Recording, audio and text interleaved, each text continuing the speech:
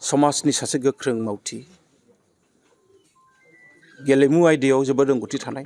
गुबुन गुबुन आयदायाव बिथाङा मावो जीबानन्द बसुमतारी रुपे राजु साथाम सुबुङा बुथारो खोब गाज्रि बुथारो दिनै जों बे दुखुथिया न'खराव फैदों खबर लाफैदों जोंनि रुंसारिनि अनजालि बिसिखौ जों लोगो हमदों रुंसारिनि अनजालि फिसाजो लोगोसे फिसाला अनजालु जों लोगो हमदों दुलाराय बर' फरायसा आफाद चिरां जिल्लानि बिजनी दख्रानि जों बर' थुनलाइ आफादनि बिजनी जिल्ला बर' थुनलाइ आफादनि ओनसोलनि रायजो राजा आरो नोंथांमोन बहाय जों ज' लोगो मोनलायदों मोनसे बाथ्राखौ बुंगोन जे जोंनि गोसो सिङाव जि दुखु मोननाय बेखौ जोङो बाथ्राजों बुंनानै फोजोबनो हाया सासे मोजां मानसिखौ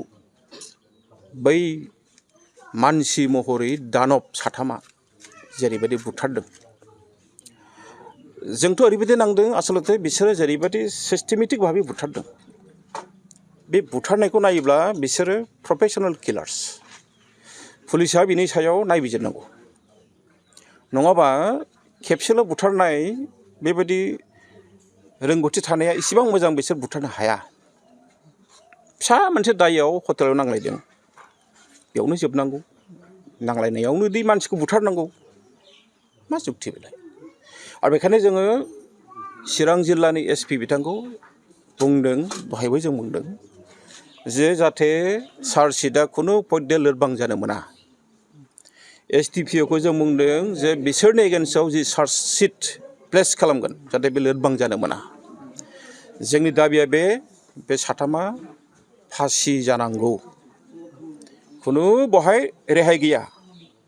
बेवहाय 1 नम्बराव अमृत सरकारनि बाथ्रा बुंदों एसपि बिथाङा गावनो गावनि खुगाजों बुंदों अमृत सरकारानो मेइन कालप्रिट आरो बेजों लोगोसे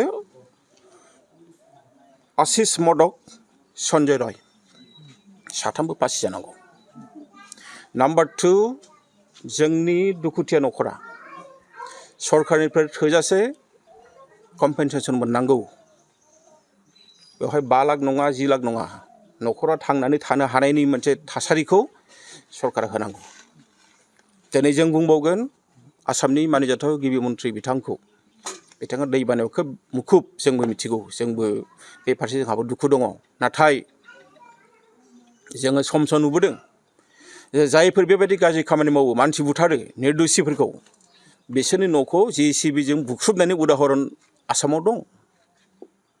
मानिजाथाव हिमन्त बिश्व शर्मा बिथांखौ आं खावलायगोन बिसोरनि न'खौबो JCBजों बुख्रुबनांगौ बे साथामनि न'खौ जोंनि दाबि आरो बिजनी ओनसोलनि गासैबो रायजो राजायादि बे जाथायखौ